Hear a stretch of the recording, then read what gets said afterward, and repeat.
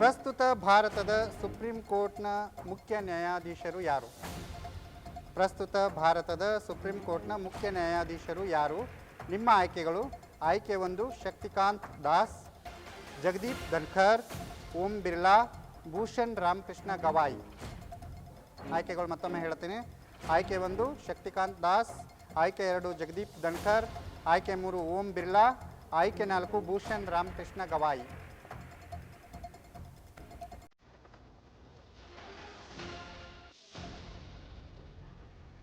ಉತ್ತರವನ್ನು ಬೇಗ ಹೇಳಬೇಕು.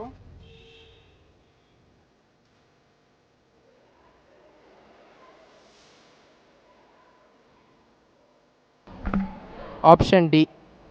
ಆಪ್ಷನ್ ಡಿ ಭೂಷಣ್ ರಾಮಕೃಷ್ಣ ಗವಾಯಿ ಸರಿಯಾಗಿದೆಯಾ? ಯೋಚನೆ ಮಾಡಿದ್ದೀರಾ? ಆಯ್ಕೆ ಡಿ ಭೂಷಣ್ ರಾಮಕೃಷ್ಣ ಗವಾಯಿ ಪ್ರಸ್ತುತ ಭಾರತದ ಸುಪ್ರೀಂ ಕೋರ್ಟ್ನ ಮುಖ್ಯ ನ್ಯಾಯಾಧೀಶರು. ಸರಿಯಾದ ಉತ್ತರ. 2 ಅಂಕಗಳನ್ನು ಪಡೆದುಕೊಂಡಿದ್ದೀರಿ.